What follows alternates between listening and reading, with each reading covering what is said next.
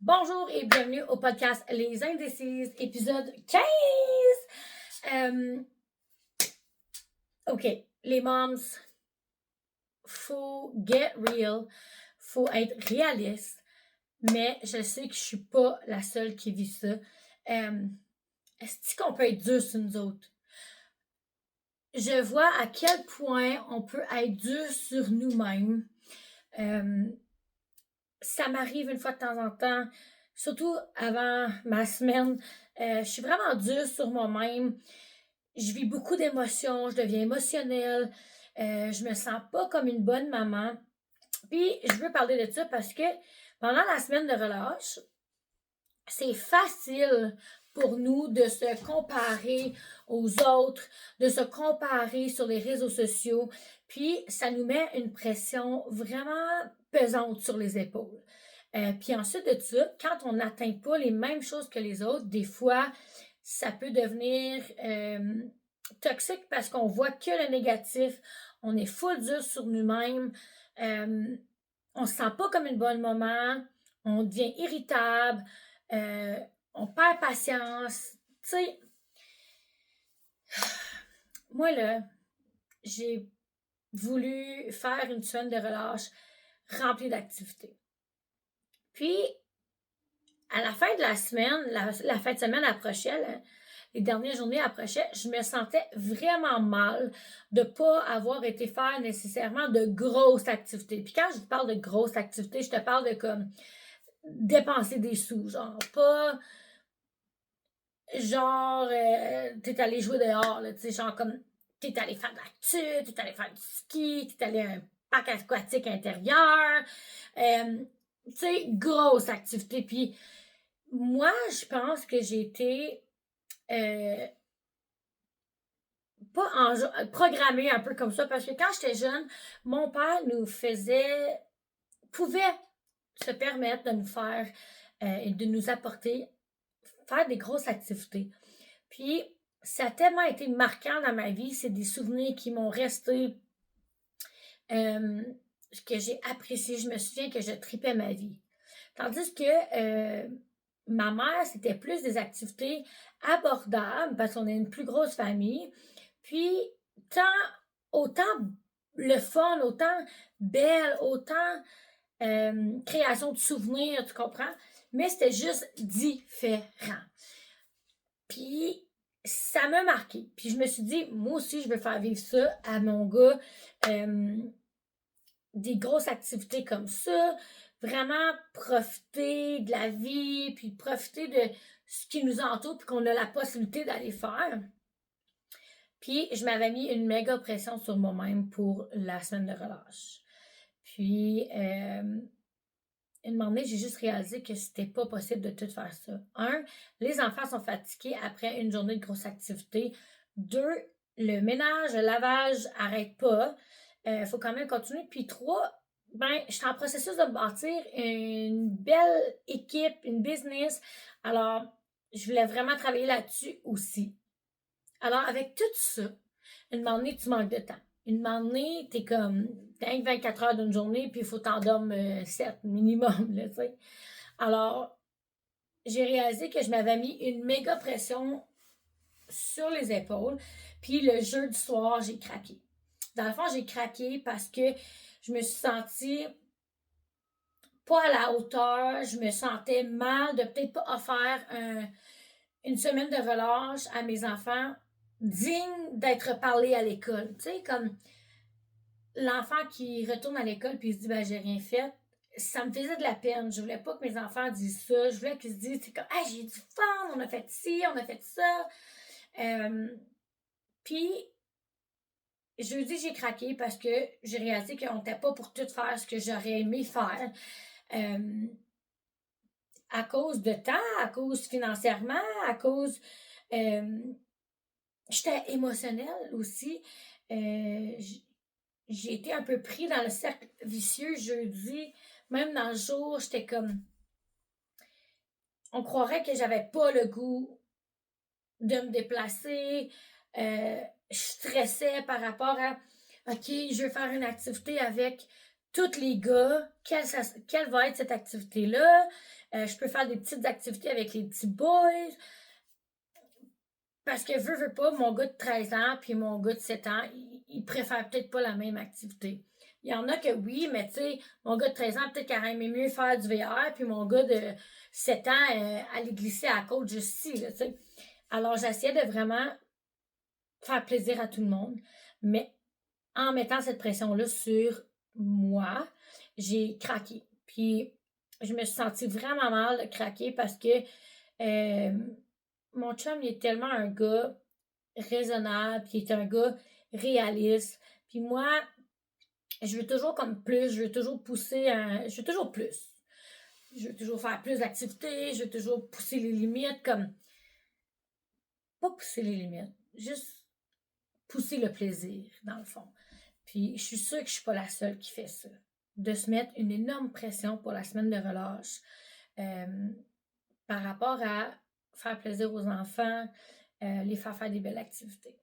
Puis aujourd'hui, quand j'ai retourné à l'école, ben, hier aussi, mais j'ai réalisé que les enfants ont fait des activités, mais c'était pas comme,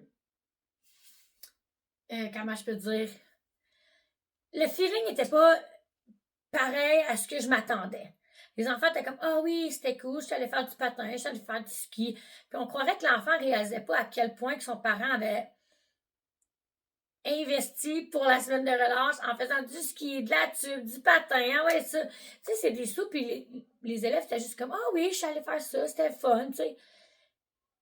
Mais sans plus. Tandis que j'ai une élève qui m'a dit, hey, je suis allée au parc aquatique à l'intérieur, c'était vraiment cool. Tu sais, ça, il y avait beaucoup plus d'enthousiasme, mais j'ai aussi réalisé qu'il y avait beaucoup de gens qui avaient passé du temps avec leurs grands-parents, resté à la maison, relaxé, puis tout. Alors, je me suis sentie beaucoup moins mal d'avoir peut-être pas tout fait ce que je voulais faire. Puis, veux pas, aussi, la température a un impact là-dessus. Avec la pluie qu'on avait eue, la neige, écoute, veux pas, ça change la donne. Puis, aujourd'hui, je réalise que on se met tellement de pression comme maman de faire vivre une semaine magnifique à nos enfants. Un peu comme Noël. On se met tellement de pression sur nous de faire vivre à nos enfants une semaine, un Noël magique, plein de cadeaux et tout, mais comme, pourquoi qu'on se met une si grosse pression? Ben parce que sur les réseaux sociaux, on voit beaucoup de familles qui partagent leurs belles activités, les moments magiques et tout, mais ils partagent peut-être moins les sacrifices qu'il a fallu faire pour y arriver. Peut-être qu'ils partagent moins le fait qu'ils ont coupé dans beaucoup d'autres choses pour pouvoir se payer un voyage, exemple. Alors, des fois, je réalise que je me mets une énorme pression sans savoir ce qui est allé en arrière de ça. Oui, c'est beau, ils sont allés en voyage, mais qu'est-ce qu'il a fallu faire en arrière de ça pour y arriver à l'envoyage? Alors, je veux juste vous dire, les membres, que peu importe ce que vous avez fait pendant la semaine de relâche ou la pression que vous vous mettez, faut que vous vous donnez un peu de grâce, faut vous donner un peu de tape dans le dos parce que vous êtes bonne, vous avez un grand cœur, vous voulez beaucoup, vous voulez une belle vie pour vos enfants, puis déjà là, faites de vous une bonne maman. Mais il faut qu'on arrête de se mettre cette pression-là sur nous parce que ça va nous faire aller dans un burn-out. Ça va nous faire, genre, être négative. Ça va nous faire craquer. Pour vrai, je l'ai vécu, puis ça arrive à tout le monde. Ça arrive pour différentes situations, que ce soit la famille, que ce soit en business, que ce soit une carrière, que ce soit tout ça. On se met tellement de pression. Tu sais, j'ai 33 ans, puis je me dis, je suis pas où ce que je veux être. J'en vois des filles de 28 ans, 29 ans, sont déjà influenceuses, ils ont déjà une maison, ils ont déjà le mariage, ils ont déjà, tu sais. Puis moi, je suis comme, qu'est-ce que tu fais? Qu'est-ce que tu fais avec ta vie, Claude?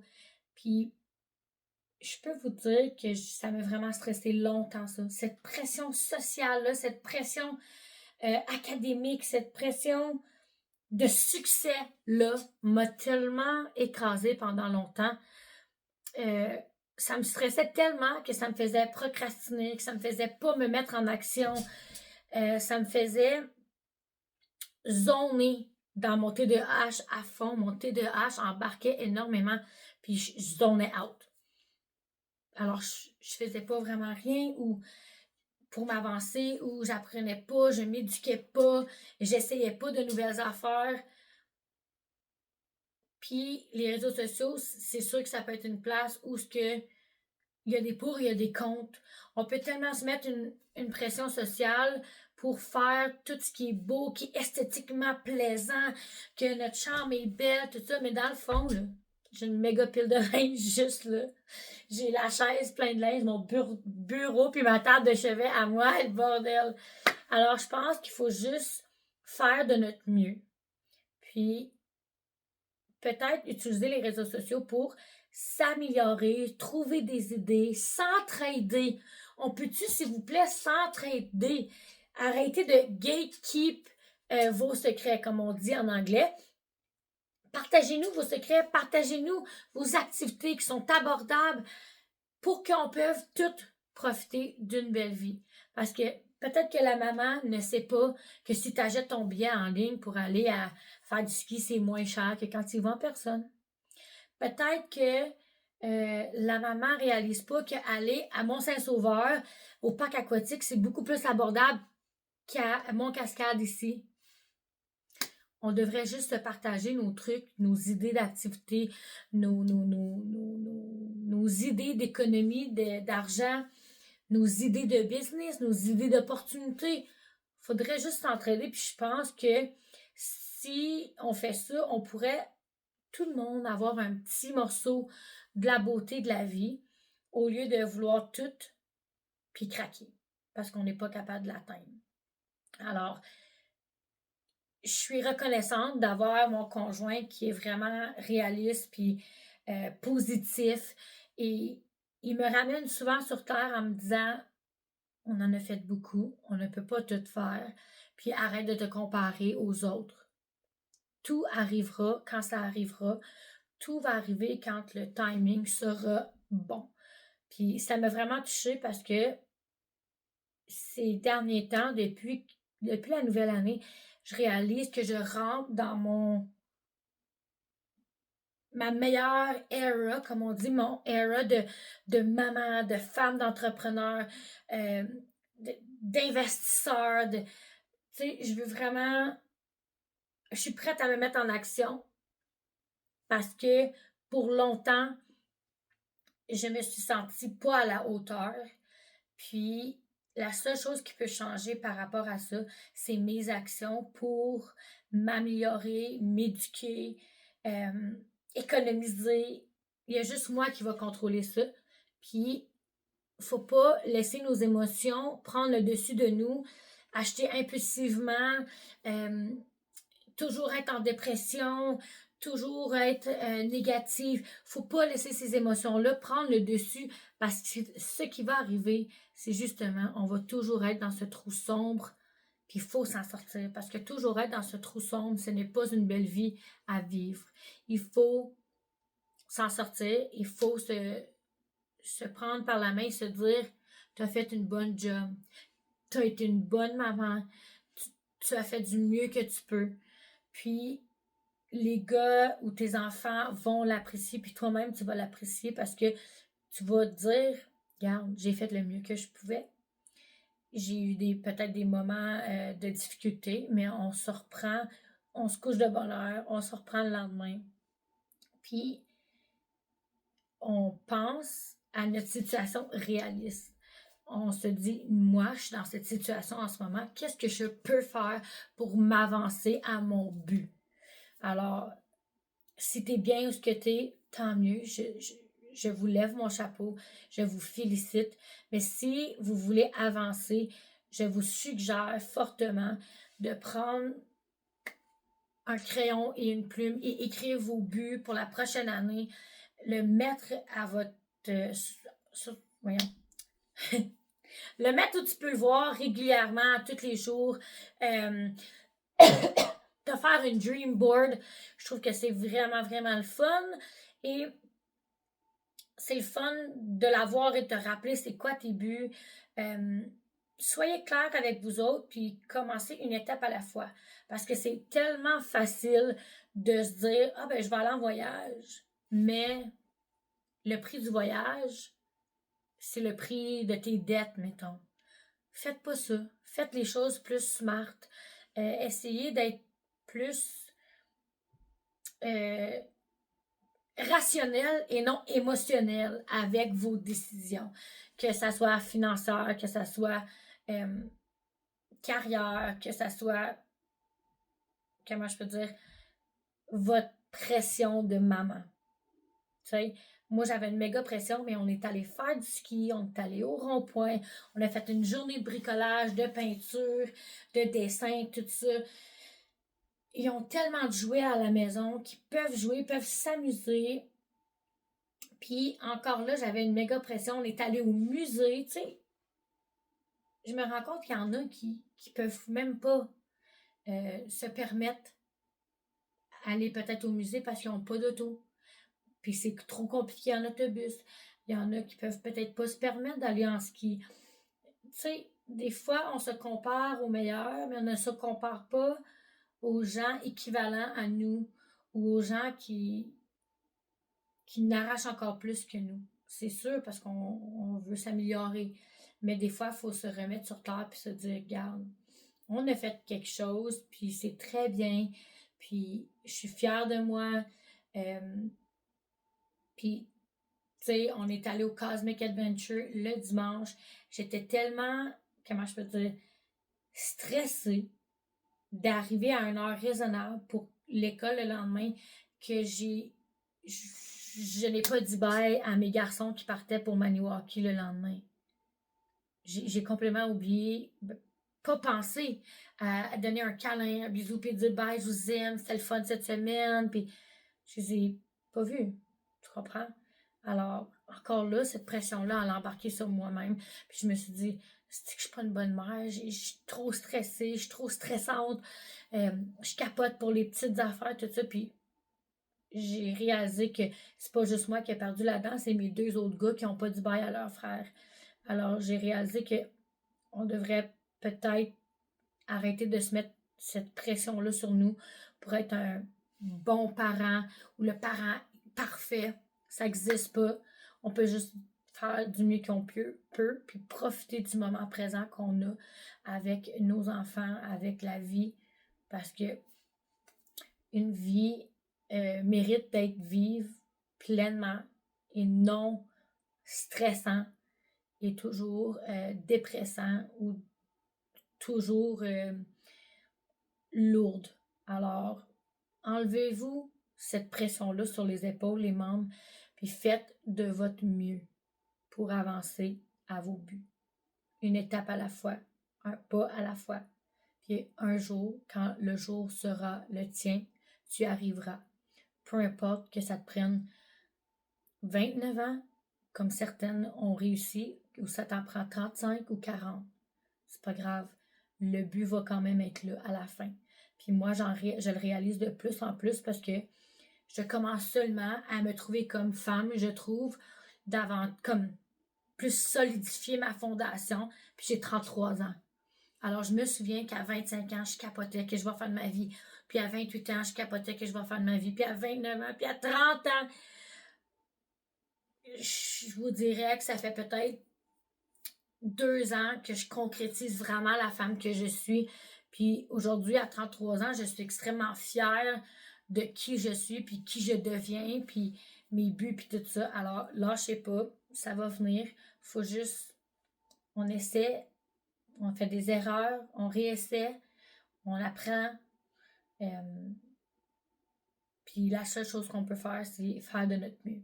Alors, je vous aime. J'espère que vous avez passé une belle semaine de relâche. Bye!